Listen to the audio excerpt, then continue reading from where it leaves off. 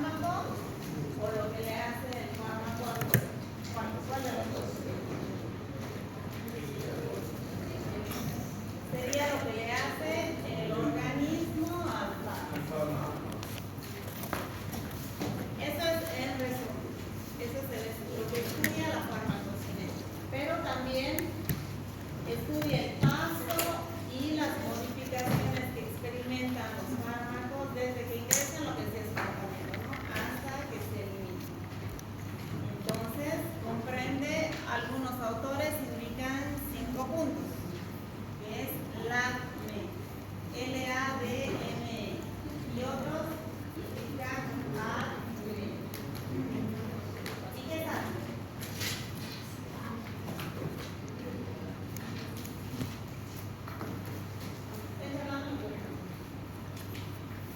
Otro concepto es que estudia los procesos y factores que determinan la cantidad del fármaco presente en el sitio de acción. Cuando nosotros administramos un tratamiento, es para que el fármaco llegue a determinado sitio de acción, ¿no? Para que ejerza una acción farmacológica, para que nosotros obtengamos algún tipo de funcionalidad, ¿no? Por ejemplo, si tengo un paciente hipertenso y yo administro un antihipertensivo, ¿cuál va a ser el objetivo de este fármaco? Bajar la presión arterial, ¿no? Y hay diferentes mecanismos que luego cuando lleguemos a ese tema ya lo vamos a ir analizando.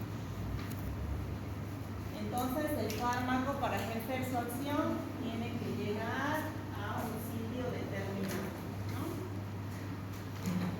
Y estos son los 4 puntos que conforman la farmacocinética.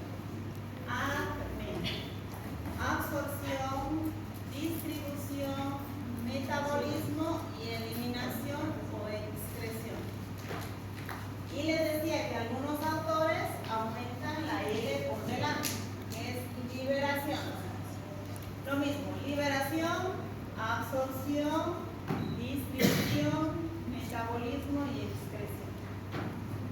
Esto no se tiene que olvidar, ¿no? Porque estos 4 o 5 puntos son la base de la farmacocinética. Entonces, en este tema vamos a ir desarrollando punto por punto. ¿Ya?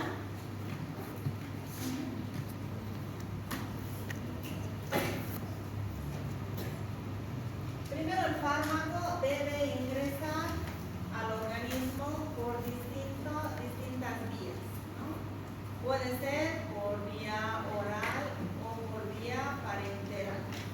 Ya vamos a ir viendo que en vía oral hay también la sublingual y en la parenteral hay diferentes, ¿no? Endovenosa, intramuscular, subcutánea, aparte de vía tópica, que puede ser por medio de cremas en la piel, gotas en los ojos, oftálmicas, ópticas en los oídos, ¿ya? Luego el fármaco se va a distribuir por el organismo para llegar al sitio de acción. Luego se metaboliza y el órgano que por excelencia metaboliza los fármacos es el hígado. También se puede metabolizar en otros órganos, ¿no? Como el pulmón, por ejemplo. Y luego se debe eliminar. Y la principal vía de eliminación de todos los fármacos es el riñón. También se pueden eliminar por medio de las heces, bilis, por la piel, por vía inhalatoria, pero el principal es el riñón.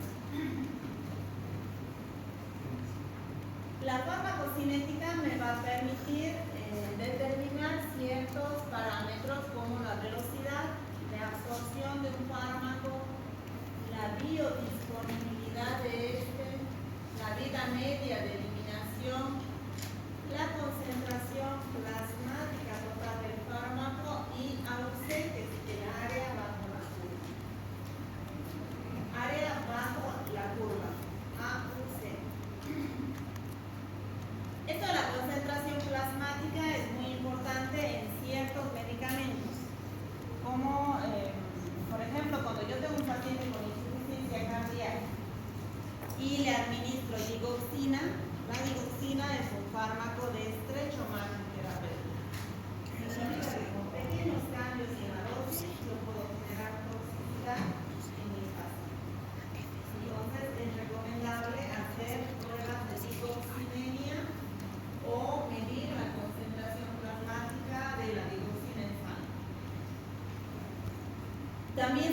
hacer esto con los anticonvulsivantes. Si yo tengo un paciente que convulsiona, un epiléptico, y viene porque sigue convulsionando, entonces yo ya estoy en la dosis tope de los antiepilépticos, tengo que saber si el paciente realmente está consumiendo la medicación o no, porque puede ser que no esté tomando regularmente y por eso esté convulsionando.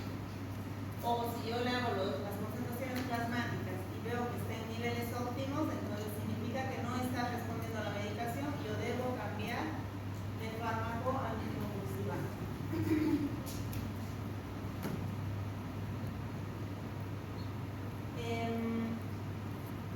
Estos son los dos puntos principales, farmacocinética y farmacodinamia, que es el siguiente tema que vamos a ver, donde se van a ver diferentes aspectos, ¿no? Como el régimen de dosificación, que va a depender del fármaco que yo voy a administrar, de la vía que voy a utilizar, y dependiendo, hay algunos fármacos que les decía que se utiliza según dosis kilopeso y hay otros que tienen dosis estándar en los adultos. También factores biofarmacéuticos como la vía de administración, la biodisponibilidad del fármaco, factores farmacocinéticos, todo el sistema ADME que habíamos visto que era ADME, absorción, ¿qué más? La distribución, metabolismo y eliminación. ¿No?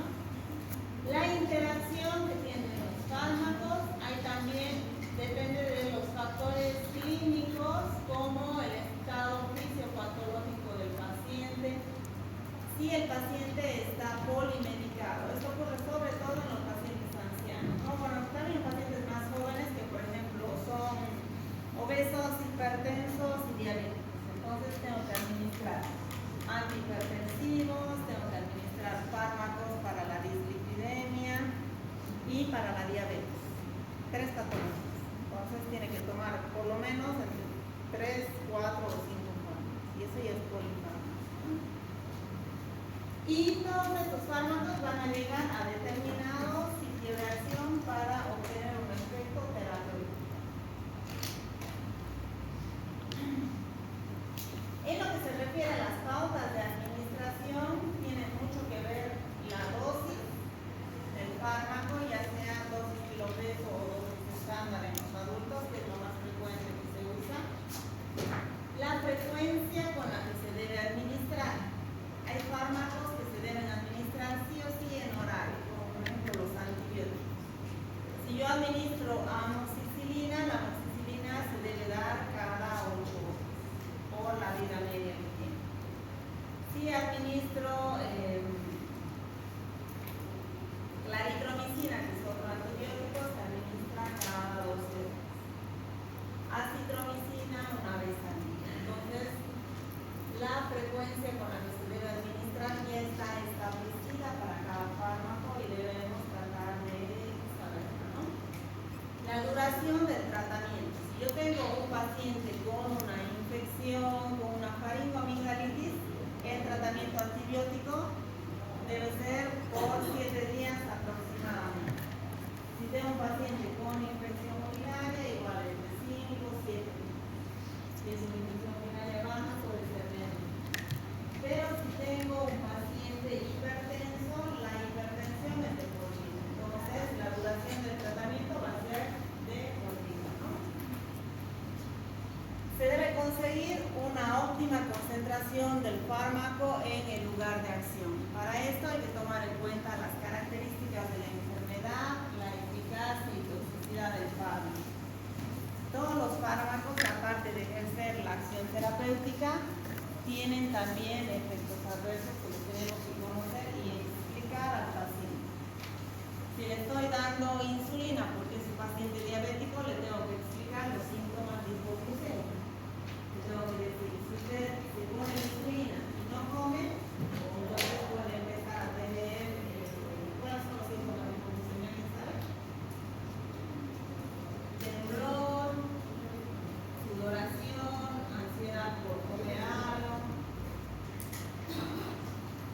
Las características farmacocinéticas del fármaco, vía de administración que ya lo hemos visto, la preparación farmacéutica, administran en comprimidos, otros en cápsulas, otros en ampollas. Y los comprimidos, hay algunos de liberación normal, hay otros de liberación retardada, hay otros de liberación programada. Entonces tiene que ver también la preparación farmacéutica como bien.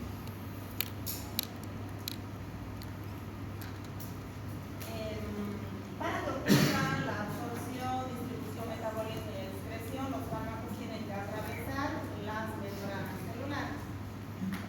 Y ya vamos a ver un poco más adelante cómo son estas. En realidad ya las han visto ustedes en la parte de fisiología con mucho detalle, ¿no? Ahora solamente algo superficial.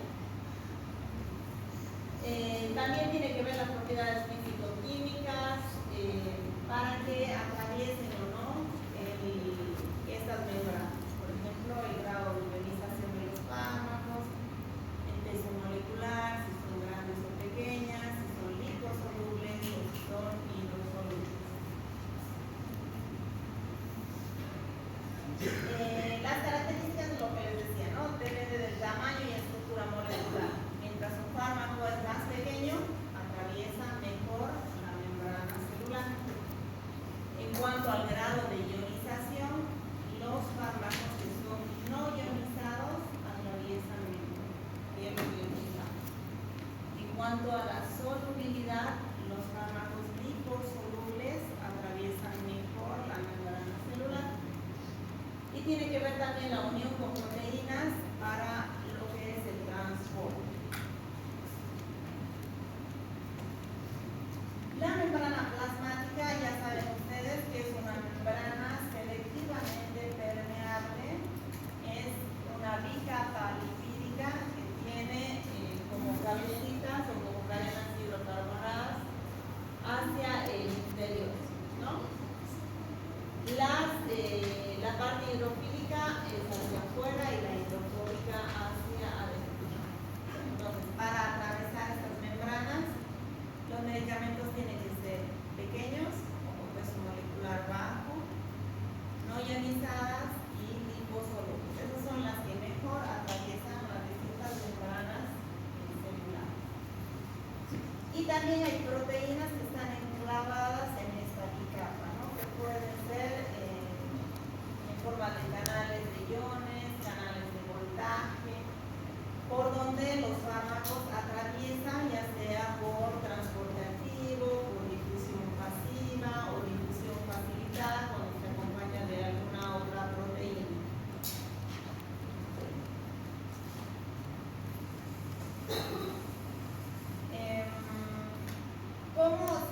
¿Cómo penetra y se transporta el fármaco? Generalmente por difusión pasiva, la gran mayoría de los fármacos. Puede ser también por transporte activo y por difusión facilitada. Saben ustedes que la difusión pasiva no necesita energía extra, ¿no? Sino es por la diferencia de concentraciones que atraviesa un fármaco o una molécula de un lugar de mayor concentración a una de menor concentración. Luego, en lo que se refiere a la ionización, les decía que para que atraviesen los fármacos deben estar en su forma no ionizada. Muchos fármacos también se pueden encontrar en forma de ácidos o en forma de bases débiles en la solución acuosa, ¿no? Ya sea en la forma ionizada o en la forma no ionizada. Esta forma no ionizada es la que va a tener mejor liposolubilidad, es por eso que estas atraviesan mejor. Tiene que ver también el pK, que es el pH de cada fármaco en realidad, ¿no? Es el pH al cual la mitad de las moléculas del fármaco están en su forma ionizada. Y en esta tablita van a ver el pK de algunos fármacos que no es necesario que lo vean, solamente para que vean. Cuando tenemos un ácido débil que se encuentra no ionizado, en un medio fuertemente ácido, ¿no?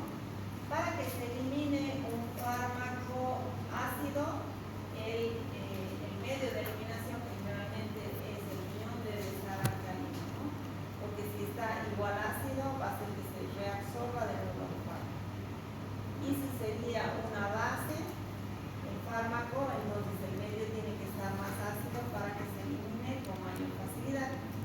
esto es importante, por ejemplo, en las intoxicaciones. Hay determinados tóxicos donde nosotros debemos alcalinizar o acidificar la orina para que se pueda eliminar de mejor manera.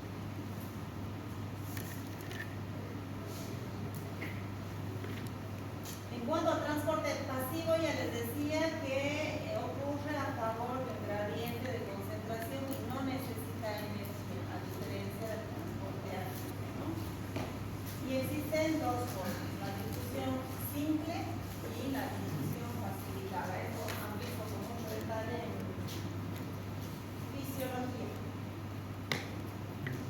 Y en cuanto al transporte pasivo, aplica todo lo que les mencionaba. Las moléculas liposolubles son las que realizan mejor la bicapa lipídica.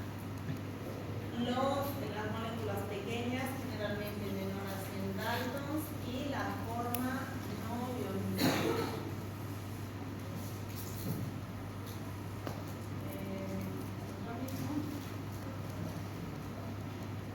En la difusión simple, entonces, pasan moléculas no polares como el oxígeno y moléculas polares sin carga, pero que tengan un tamaño reducido. Y la difusión facilitada igual no requiere energía adicional, pero esta se tiene que llevar a cabo por medio de transportadores y ocurre a favor de un gradiente de concentración. Puede ocurrir a través de proteínas de canal o por medio de proteínas transportadoras.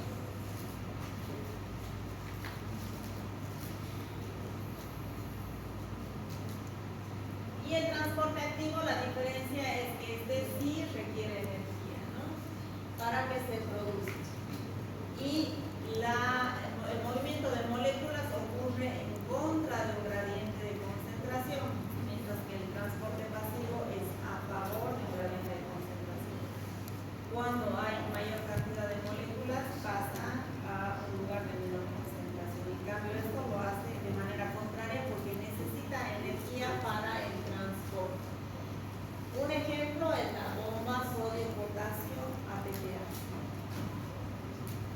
Y hay diferentes transportadores, de los que hay dos familias principales, que son la familia ABC y la familia SLC. Más adelante.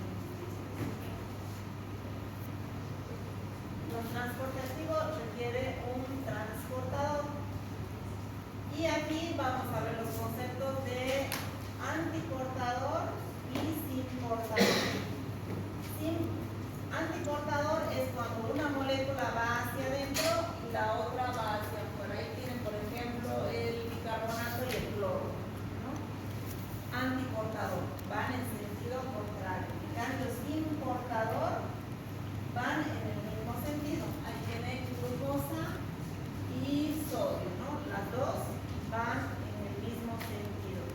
Esa es la diferencia de sin portador y antiportador. El transporte paracelular es el transporte que ocurre a través del epitelio y ocurre por medio de las uniones que se encuentran ahí.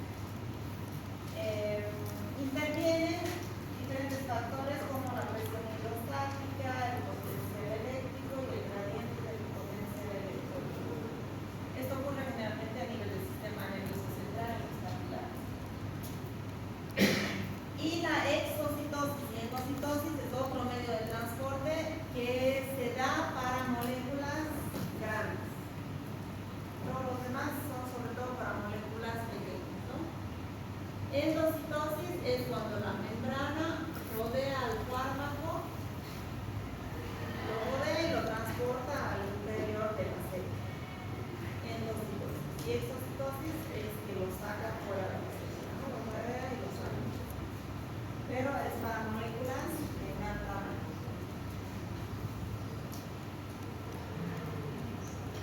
Ahora vamos a desarrollar los puntos que hemos visto al inicio y hemos dicho que algunos autores incluyen como proceso de la farmacocinética LATI, donde L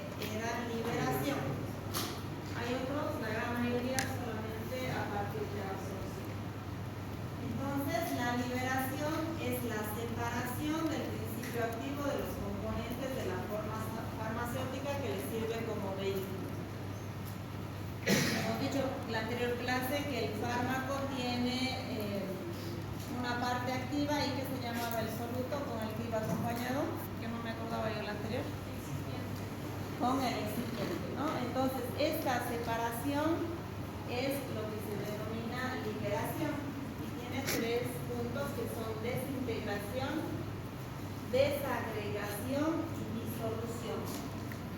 ¿Y de qué depende que sea uno u otro? De la forma farmacéutica. Si es una solución o un jarabe, va a ocurrir la disolución. Si son gránulos, la desintegración. Y si son cápsulas o tabletas, la desagregación. Entonces, la liberación puede ser de estas 3 maneras dependiendo de la forma farmacéutica del medicamento.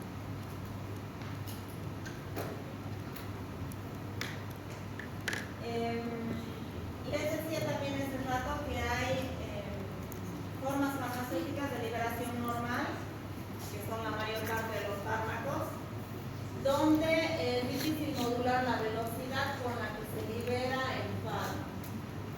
Pero hay otras que son mejor procesadas, que solo determinados laboratorios las producen, que son estas 3, de liberación retardada, prolongada y pulsada. La retardada tarda mucho más en liberarse el fármaco, ¿no?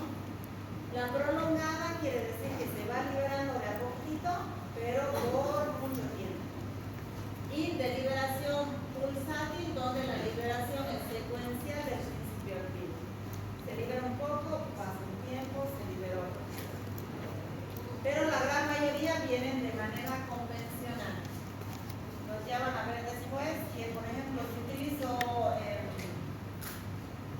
un antidiabético oral para el tratamiento de la diabetes, la metformina, la que sale del seguro, la que está más accesible, es de liberación normal. Pero si yo le doy de un laboratorio vago, por ejemplo, hay de liberación programada, de liberación retardada. ¿Cuál es el beneficio? Que al ser liberaciones más por mayor tiempo, el paciente va a tener menos efectos adversos. Pero el problema es el precio, ¿no? Que es un poco más caro.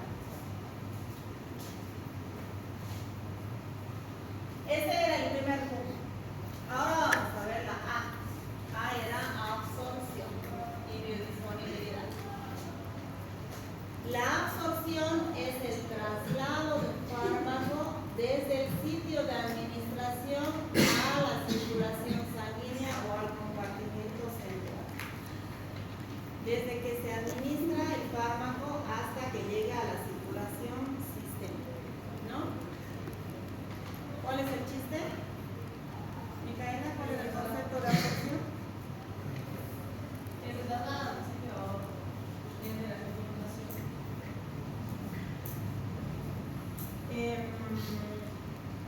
¿Qué más? Y luego biodisponibilidad es la cantidad de fármaco que llega al sitio de acción. Vamos a hablar mucho de biodisponibilidad.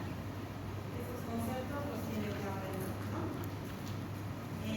Generalmente el sitio de acción es la circulación sistémica, ¿no? El fármaco tiene que llegar a la circulación para ejercer su acción. Una vez que llega ahí, ya viene el siguiente paso, que es la distribución, donde se va a los diferentes tejidos o compartimentos.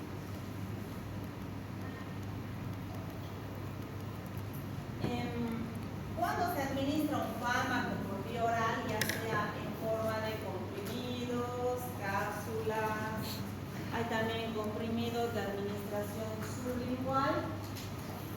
Este primero debe ir por el tracto gastrointestinal, ¿no? Atraviesa todo el tracto gastrointestinal. En ocasiones, previo a la absorción, ocurre el primer paso. Significa que el medicamento, una parte del medicamento va al hígado, se metaboliza ahí y es menos la cantidad que llega a la circulación. Esta absorción en el tracto gastrointestinal puede estar limitada por la forma de dosificación, por las propiedades físico-químicas, por el ataque metabólico en el intestino o por el transporte que ocurre hacia la circulación portal, que es lo que les decía, el fenómeno del primer paso. Para la absorción, igual se requiere que atraviesen las membranas plasmáticas que habíamos visto anteriormente.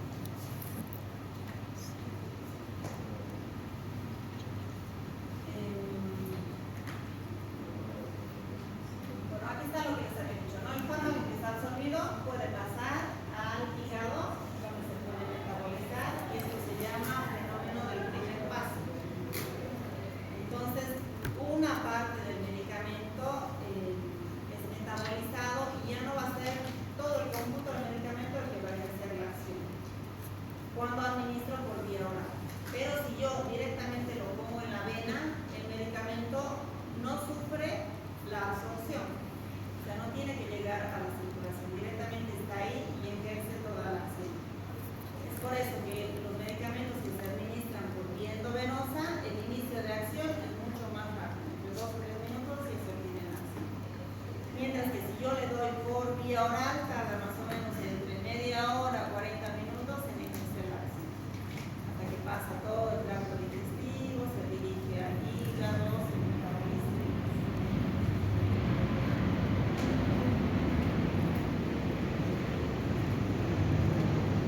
Existen también otros factores anatómicos, fisiológicos, patológicos que pueden influir en la biodisponibilidad del fármaco. Hay una ecuación que se obtiene la biodisponibilidad midiendo la cantidad de fármaco que alcanza la circulación sistémica sobre la cantidad de fármaco administrado.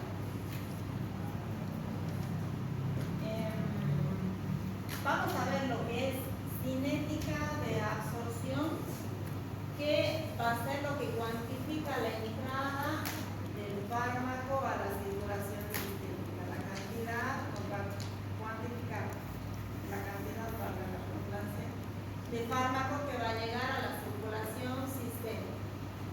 Y depende de la velocidad de absorción y de la semividad de absorción. La velocidad de absorción se refiere al número de moléculas que son absorbidas en un determinado tiempo. Y la vida media de absorción es el tiempo que necesitan las moléculas para absorberse en un 50%. Esta es semivida de eliminación. ¿Ya? Al 50% o que reducción a la mitad. Y hay dos formas o dos tipos de cinética de absorción. Puede ser la absorción de primer orden y la de orden cero. La absorción de primer orden, donde la velocidad de absorción es proporcional al número de moléculas disponibles. Si yo tengo mayor cantidad de moléculas, depende de la cantidad, se va a absorber mayor cantidad. En cambio, la de orden cero, la cantidad de moléculas que se absorben en una unidad de tiempo permanece estable. Ahí yo voy a tener una velocidad a la que se va a absorber determinada cantidad. O sea, no importa que yo tenga gran cantidad de moléculas, porque yo ahí voy a tener una velocidad. Entonces, todo el tiempo va a ser, digamos, 10. Que se absorbe. Todo el tiempo va a ser 10. No importa la cantidad. Mientras que la de orden cero, yo voy a tener gran cantidad y se puede ir absorbiendo primero 100, porque voy a tener mucho, se va a ir reduciendo y va a ir reduciendo la cantidad que está absorbiendo. Esa es la diferencia. ¿Han entendido, no? ¿No? La de orden cero depende de la cantidad de moléculas que se absorban. A mayor cantidad de moléculas que existen en determinado sitio, se va a absorber también mayor cantidad. O sea, depende de la concentración. Mientras que la de orden cero va a depender de la velocidad. Quiere decir que va a ser constante. No importa que yo tenga mayor cantidad, no se va a absorber más. Si no, va a haber una velocidad constante. Todo el tiempo va a ser 10 o 50 o lo que quieran. ¿Ya? Esa es la diferencia. Existen factores que condicionan la absorción de los fármacos, que pueden ser las características físico-químicas del fármaco, las características del sitio de absorción y las características de la preparación farmacéutica.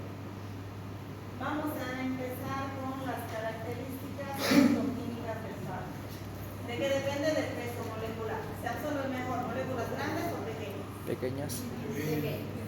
Depende del grado de ionización. ¿Se absorben mejor ionizadas o no ionizadas? No ionizadas. No ionizadas. Depende también de la lipo o hidrosolubilidad. ¿Se absorben mejor liposolubles o hidrosolubles? Liposolubles, ¿no? Entonces, de estas características va a depender cuál será el mecanismo de transporte a través de la membrana celular y de la velocidad de absorción de determinado fármaco. En lo que se refiere a las características de la preparación farmacéutica, es importante la formulación, como viene el medicamento, el tamaño de las partículas, los procesos de fabricación y la presencia de aditivos o excipientes que tenga el fármaco. Y también depende del sitio de absorción, de la superficie o lugar de absorción. Tenemos el estómago que se absorbe muy bien los medicamentos, mucho mejor que en el intestino. Pero el lugar principal de absorción es el intestino. ¿Por qué? ¿Por qué creen?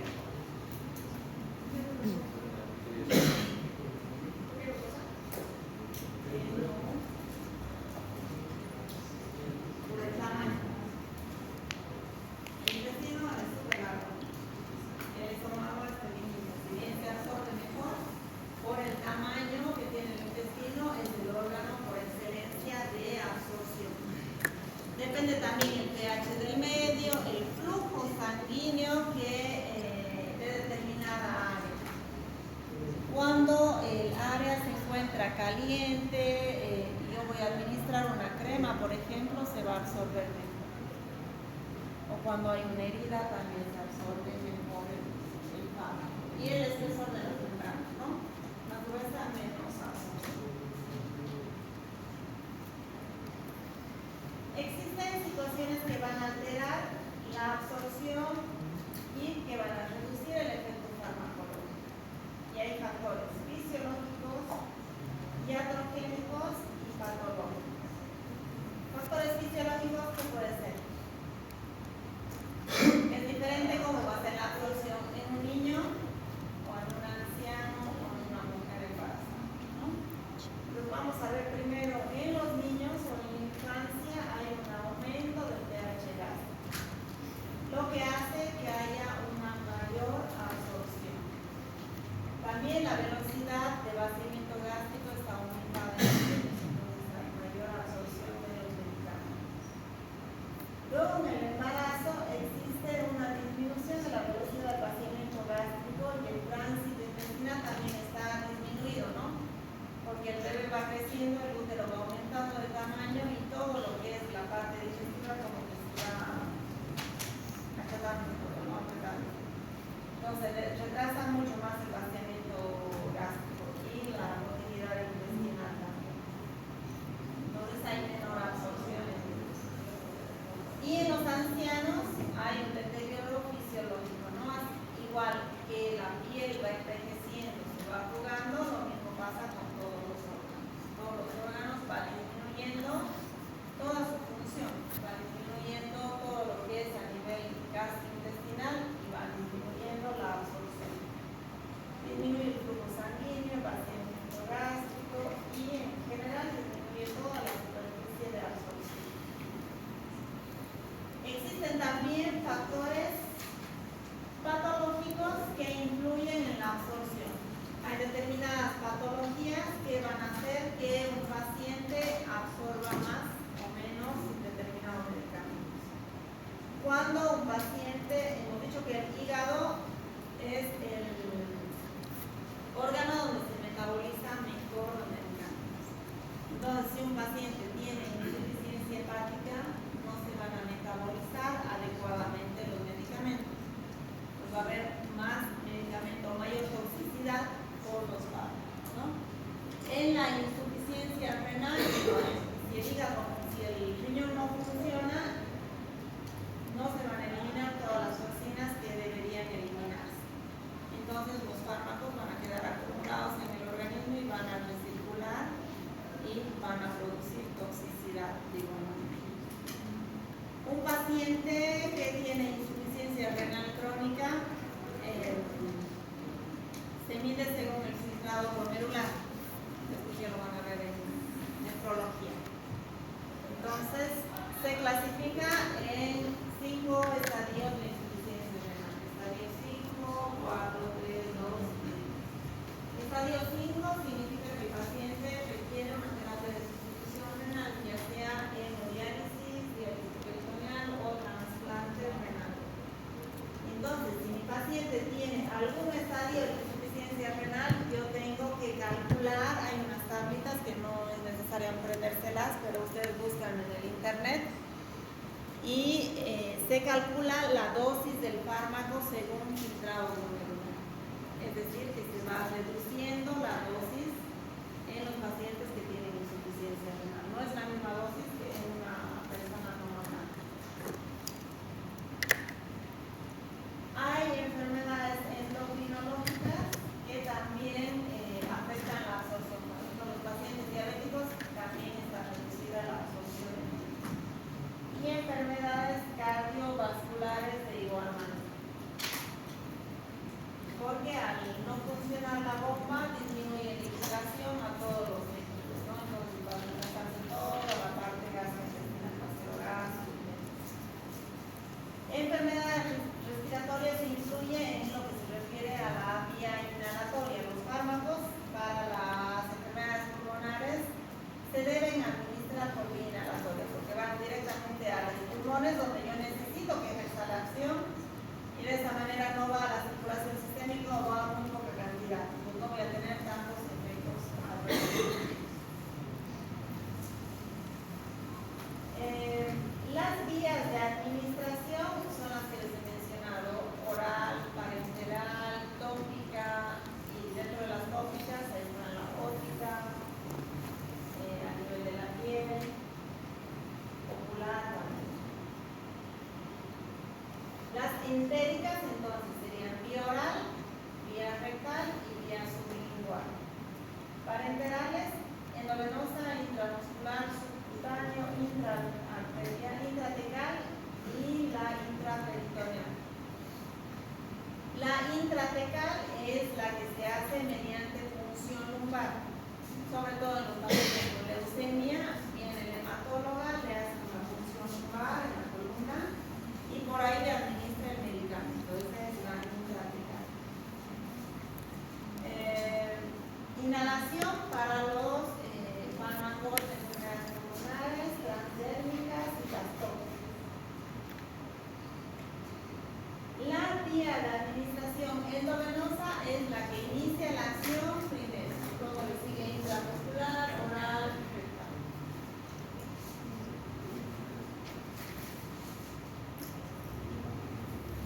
La vía oral es la vía más común, donde viene la mayor parte de los medicamentos, ¿no? Es la más fácil, es más económica, no necesita capacitarse al personal como para administrar una endovenosa o una subcutánea, por ejemplo. ¿Cuáles son las desventajas? Que a veces sufren el fenómeno del primer paso, puede haber emesis o vómitos, y esto contraindica la vía oral. Algunos fármacos se destruyen a nivel digestivo, entonces por eso vienen con recubrimiento entérico para que lleguen al intestino y que se liberen ahí, no se destruyen a nivel del estómago. Necesita que el paciente colabore y que esté consciente, ¿no? Si el paciente está inconsciente, yo no puedo utilizar la vía oral, tendré que usar vía endovenosa o vía parenteral.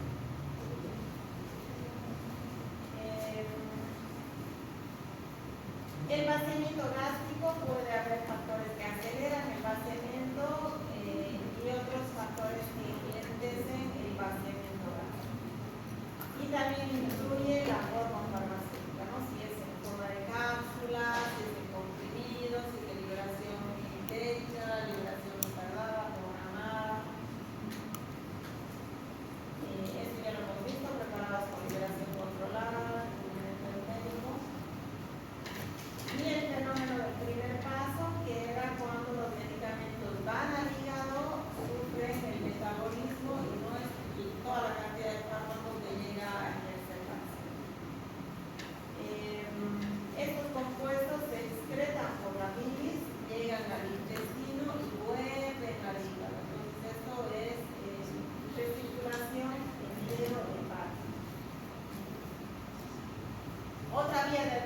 administración es la vía sublingual. Hay medicamentos analgésicos, por ejemplo, que yo le digo al paciente, levante la lengua y lo coloca. Antes había medicamentos para la presión que se utilizaban vía sublingual, pero ya no se utilizan por el efecto del rebote. Solamente vía oral para la presión, pero para tratamiento del dolor se utiliza la vía sublingual. ¿Cuál es la ventaja? Que no sufre el fenómeno del primer paso. Por ahí va directamente a la circulación y ejerce su acción mucho más rápido que por vía oral. La inyección parenteral es mucho más rápida, pero necesita que haya una persona capacitada para administrarla y además que son dolorosas. No si administro directamente la vena o intramuscular, son dolorosas para el paciente. Pero la ventaja es que la vía endovenosa no sufre absorción, pasa directamente a la circulación. Entonces, la vía endovenosa, ¿cuál es el problema? Que hay mayor riesgo de producir reacciones anafilácticas en el paciente, ¿no? Porque se administran directamente en la vena. Pero hay ciertas ventajas, ¿no? Si el paciente está inconsciente, yo tengo que utilizar sí o sí la vía endovenosa, no puedo utilizar la vía oral. Vía subcutánea es cuando se administra el medicamento en la grasita, ¿no? Que hay en el abdomen. Se pone 2 dedos alrededor del ombligo y por fuera de esto se puede administrar. Hay medicamentos que dependiendo del tamaño de la aguja se administran en 90 grados o se pueden administrar en 45 grados. Y esto se utiliza mucho para las insulinas en los pacientes diabéticos. Dependiendo del tamaño de la aguja, administro, hago el pellizco en el rollito y ahí administro en 90 grados o en 45. También los medicamentos anticoagulantes como la enoxaparina se administran por esta vía. La vía intramuscular, el problema es que es dolorosa, pero se administran sustancias que son más oleosas, más aceitosas, que no se pueden administrar por vía endovenosa. Como por ejemplo los anticonceptivos que se administran de manera mensual, han debido ver que son aceitosos, que no son bien dolorosos para la administración. Y también la administración de anticonceptivos trimestral o de mensual, ¿no? Entonces el problema de esto es el dolor. La intraarterial generalmente no la hacen todos los médicos, sí la pueden hacer los médicos en terapia intensiva, entonces esta es poco utilizada. Y la intratecal, que les explicaba que es mediante infusión local, sobre todo para tratamientos de quimioterapia. La absorción pulmonar se administran los fármacos en forma inhalatoria. ¿Viste? Los pacientes asmáticos hay los aerosoles que se agita, el paciente introduce a la boca y cierra herméticamente. Hace los PAP, 2 PAP y el paciente inhala. Y se queda ahí, con el inhalador en la boca. Cuenta mentalmente hasta 10 y recién lo puede retirar. Hay pacientes que no lo utilizan de manera adecuada, no hacen y abren la boca, se sale todo el medicamento.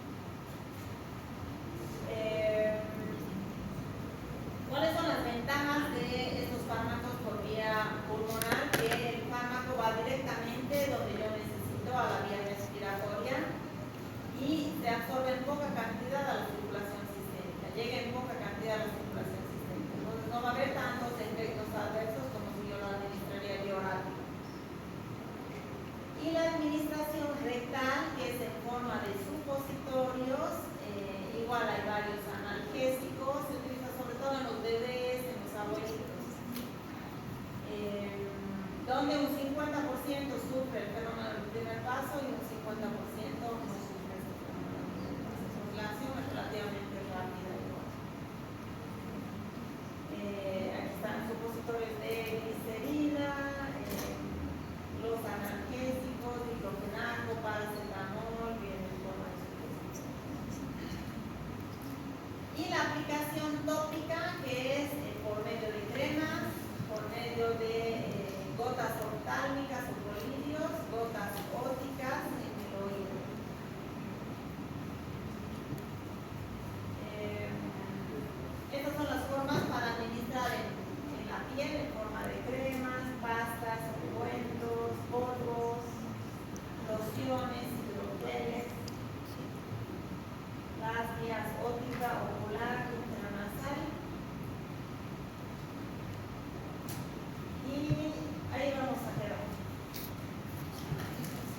¿Tienen alguna duda?